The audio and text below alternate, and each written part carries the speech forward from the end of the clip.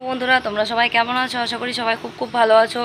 তো চলে আসলাম নতুন আরেকটা ভিডিও নিয়ে। অনেক দিন পরে খুবই খুবই স্পেশাল হতে চলেছে, কারণ অনেক দিন পরে খুব একটা মনের মধ্যে জোশ নিয়ে এসেছি যে আজকে ভিডিও করব। মানে কি বলবো, সেরকম করে ভিডিও করা হচ্ছিল না। তো এখন যাই হোক, একটু সময় আমি ভয়েস দিতে পারবো, ওখানে গেলে হয়তো ভয়েস দিতে পারবো না। দেখো, তো চুলগুলো ভিজে এরকম করে বেঁধে রেখেছি শক্ত করে। আর আমার নাকি ভাবছো তো, নাকের নতুন নলক করেছি, নাকের নতুন নলক হচ্ছে, কারণ নিচ নাক ফুটো করেছিলাম আজকে কিছুদিনই হলো। তোমাদের সেগুলো সবটা ব্লগে শেয়ার করিনি, একটা শর্ট ভিডিও দিয়েছি। আজকে 10-15 দিন আগে নাক ফুটো করেছিলাম, করতে হয় তো তলনাক করতে হয়। আমি ভেবেছিলাম নাক ঠাসা যেটা হয় ছোটো নাকফুলের মতোই, ওটা বানিয়ে নিয়ে দেবো। তো তোমাদের দাদা ভাইয়ের নাকের নলক মানে এরকম রিংয়ের মতো পছন্দ, ও নিয়ে এসে আমি এটাই পরেছি। কালকে রাত্রেবেলায় পরেছি, আজকে দেখালাম তোমাদের।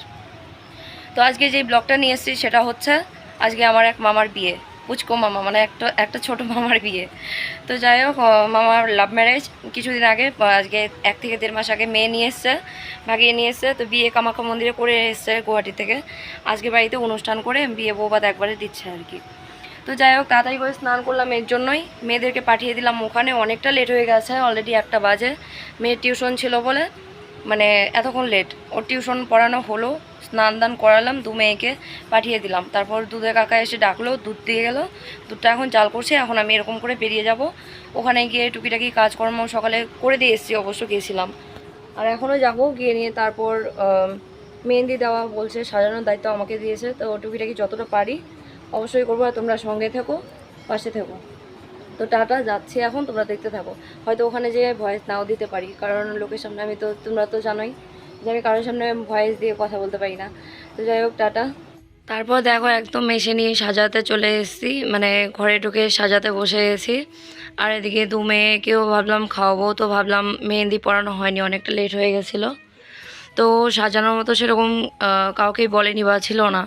তো আমাকে বলেছিল, যাই হোক আমি যতটুকু পারলাম সেরকম আমি মানে নিজে থেকেই স্বীকার করছি, আমি কিন্তু মেকআপ আর্টিস্ট না।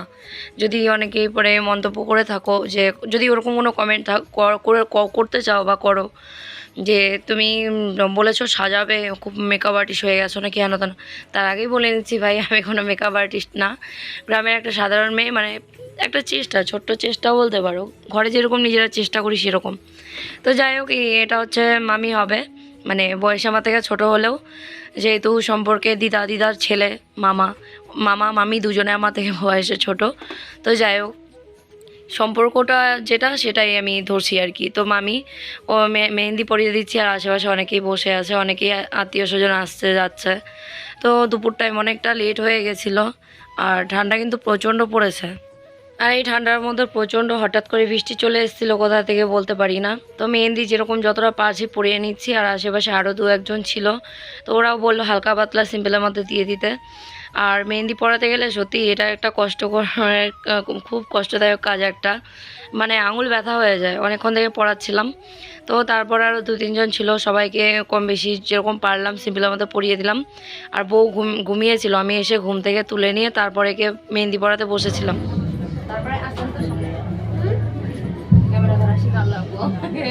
তারপর আস্তে আস্তে দুপুরবেলা থেকে লোকজন আসা স্টার্ট হয়ে গেছিলো, মানে অনুষ্ঠানটা এরকম করেছিল যে মনে করো দুপুর থেকেই খাওয়া দাওয়া।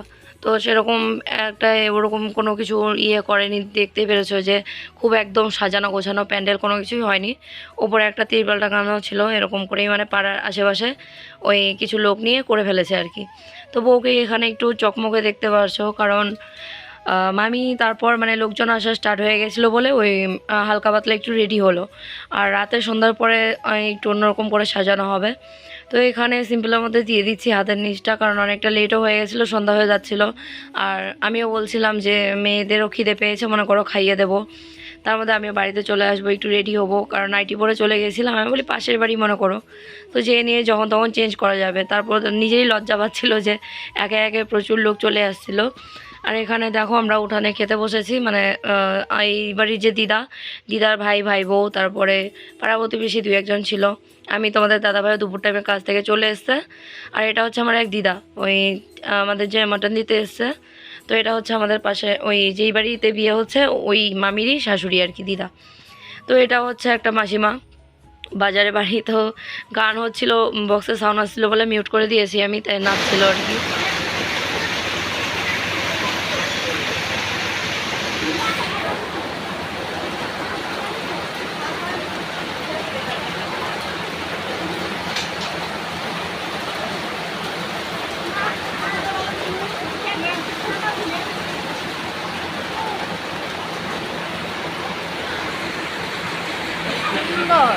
প্যান্টটা পরছে না, গামছা পরে ঘুরতেছে।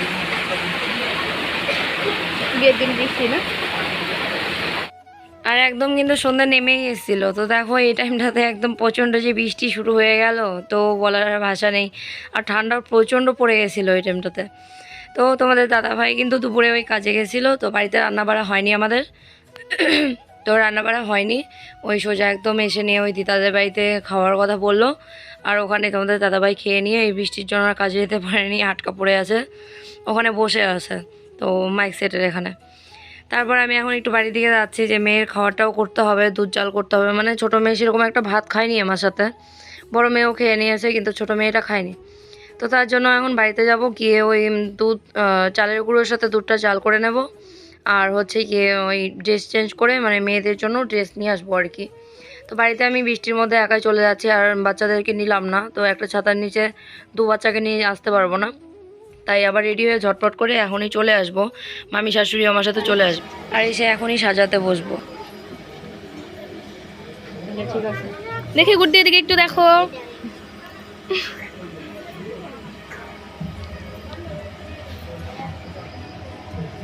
টাইটই হচ্ছে নাকি? হ্যাঁ একদম ঠিক আছে। আর লাগবে না, ক্লিপটা দেখা যায় না না ক্লিপ দেওয়া যাচ্ছে। দূর জায়গাই নেই গো, দূরে থেকে করবো।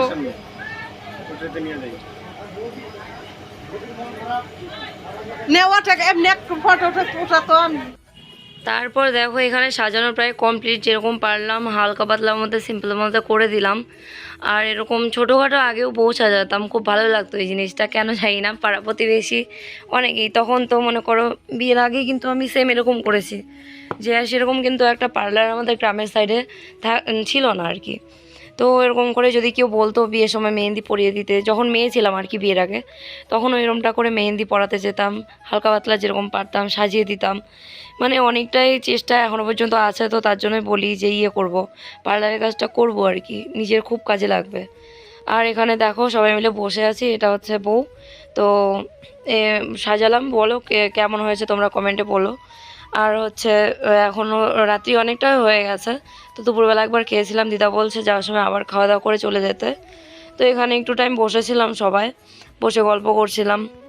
আর হ্যাঁ, মামি কিন্তু সাজিয়েছি, তোমরাই বলো, কমেন্টে অপেক্ষায় রইলাম। মামি কিন্তু সত্যি ওই মানে এত ফর্সাও না কালো না, শ্যামলা মধ্যে সত্যি খুব সুন্দর দেখতে। আর ওটা কালো বলে না, ফর্সায় সত্যি। ফেস কাটিং তো আমার খুব ভালো লেগেছে। তো যাই হোক সাজাচ্ছিলাম আর প্রচুর প্রচুর গল্প করছিলাম। তো এখন চলে যাবো, একটু সবাই ডান্স করছে ওখানে।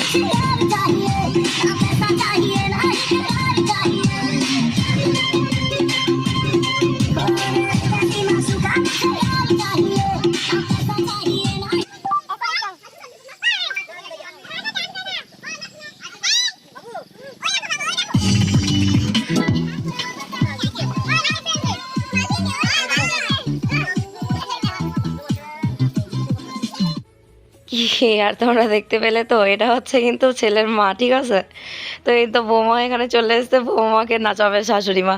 তো দিদা খুবই ডান্স করছিল, মানে খুবই ভালো লাগছিল। এরকম বলো যে ফ্যামিলির মধ্যে এরকম একটা বন্ডিং থাকলে পরে সত্যি দেখতে বেশ ভালো লাগে, যে সবাই মিলে কত হাসি ঠাট্টা, কত আনন্দ। তো এখানে ছেলের পিসি, ছেলের মা সবাই ডান্স করছিল, আমাকেও বলছিল দিদা ডান্স করতে। তা আমি বললাম না তোমরা করো, আসি। আমার সত্যি কথা বলতে লজ্জা পাচ্ছিলাম, কিন্তু এখন কম বেশি তাও মনে করো ওই কালী পুজো গেল, তখন কিন্তু ভালোই টুকিটাকি ডান্স করেছি। কিন্তু এতদিনে কেউ পাড়ার কেউ বলতে পারবে না যে একটু কোমর হিলিয়েছি, দেখেছে কোমর হিলাতে। মানে এই ইদানিং মানে একটু নাচার চেষ্টা করি আর কি, খুব ভালো লাগে সবার সাথে মিলেমিশে ওরকম আনন্দ ফুর্তির ভাগ করে নিলে পরে সত্যি মনটাই অন্যরকম হয়ে যায়। তো যাই হোক তখন আর কোনো ডান্স করিনি, ওই বারবার টানা হেঁচড়া করছিল। তারপরে বলছিলাম হ্যাঁ নাচছি, তোমরাও নাচো, আমিও নাচছি।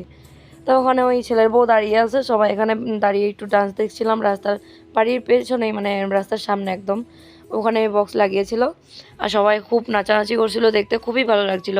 বেশি করে শাশুড়ি বৌমার মিল, এরকম কিন্তু প্রত্যেকটা ঘরে হয় না, তাই না? তো তা বলে কেউ গায়ে মেখো না, সবাইকে ওরকম বলছি না, সবার ক্ষেত্রে একরকম হয় না, এটাই বলছিলাম। আর যাই হোক এই বছরে এই বিয়েটা দিয়েই আমাদের স্টার্ট হয়েছে বিয়েবাড়ির নেমন্তন্ন খাওয়া।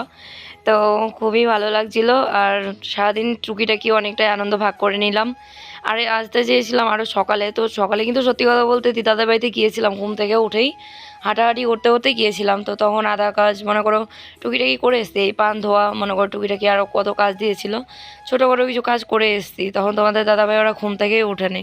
তারপর আবার মনে করো বেলা হয়ে গেছে, বাড়ির একটু টুকিটাকি প্রচুর কাজ ছিল, জানোই একটা বাড়িতেও কত কাজ থাকে সকাল থেকে ঘুম থেকে ওঠার পর। শুধু রান্না বাদে ওর সব কিছু করে নিয়ে যেতে যেতে 1টা বেজে গেছিলো। তারপরও দিদা বকা দিচ্ছিলো যে তোকে বলেছি সকাল সকাল চলে আসতে, তুই তাও এতটা লেট করলি। আর দেখো এখানে ওই ছোটো মেয়ে সবাই ডান্স করছিল, ওই পাশের বাড়ি মামা ওরা মাত্র আসলো, মানে লোকজন দুপুরবেলা থেকে যাওয়া আসা হচ্ছে আর কি। তো ওটাই বলছিলাম যে এই বছরের প্রথম বিয়ে বাড়ি ছিল এটা আমার। তারপর আস্তে আস্তে মনে করো এই বছরে আরও হ্যাঁ বিয়ে খাওয়া হয়েছে 1-2টো, তো সেগুলো তোমাদের সাথে আস্তে আস্তে শেয়ার করব। এই ভিডিওটার পরে একটা ভিডিও আছে কালী পুজোর ভিডিও শেয়ার করব। কালী পুজোর ভিডিওর পরে তারপর মনে করো যে এই যে রাসমেলা চলে গেল, অগ্রহায়ণ মাস, ঠিক আছে, অগ্রহায়ণ মাসের রাসমেলা কিন্তু কোচবিহারের খুব বড় হয়, তোমরা জানোই, এর আগেও 1-2টো ব্লগে দেখিয়েছি, মানে 1 বছর আগেকার, যে কোচবিহারে খুব বড় করে রাসমেলা হয়। তো এই মেলার ভিডিও আমার জমে আছে, ওটা আমি আস্তে আস্তে এডিট করে দেবো এবার। আর এখন আমরা এই লাস্ট আরেকবার ভাবছি খাওয়া দাওয়া করবো। দুপুরে খাওয়া দাওয়া করেছিলাম, খিদে পেয়ে গেছে, তোমাদের দাদাভাইও আসলো কাজের থেকে, তো ও সবার সাথে একটু গল্প করছিল। আর তারপর আমরা এখানে একটু খাওয়া দাওয়া করে নিয়ে এখনই আবার বাড়িতে চলে যাব, কারণ সারাদিন খুব ক্লান্ত লাগছে, কেন জানি না, যেটুকুই করেছি আর কি। আর আজকে একটু চিৎকার করে ভয়েস দিতে পারছি, কারণ সকাল সকাল ভয়েসটা দিতে হচ্ছে, তাই গলার আওয়াজটা একটু এরকম মনে হচ্ছে, মানে ঘুম থেকে উঠে শুধু বাসি কাজটা করে বসলাম আর কি। তো যাই হোক একটু চিৎকার করে ভয়েস দিতে পারছি, কারণ আমার শাশুড়ি মা বাড়িতে নেই। আর শাশুড়ি মা বাড়িতে থাকলে মানে কেউ বাড়িতে থাকলে জানোই যে আমি ঠিক করে ভয়েস দিতে পারি না, গুনগুন করে ভয়েস দিতে হয়। তো আজকে খালি বাড়িতে আছি বলে নিয়ে একটু চিৎকার করে ভয়েস দিতে, মন খুলে কথা বলতে পারছি।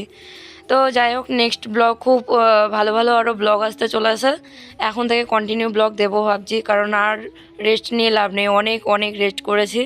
এখন তোমাদের দাদাভাইও বকা দিচ্ছে যে ডেইলি ব্লগ না দিলে পরে আমাকে রিচার্জ করে দেবে না, সেই কারণে এখন থেকে ডেইলি ব্লগ দেবো। তো বন্ধুরা আজকে ব্লগটা কেমন লাগলো সবাই বলো, সবাই খুব ভালো থেকো, সুস্থ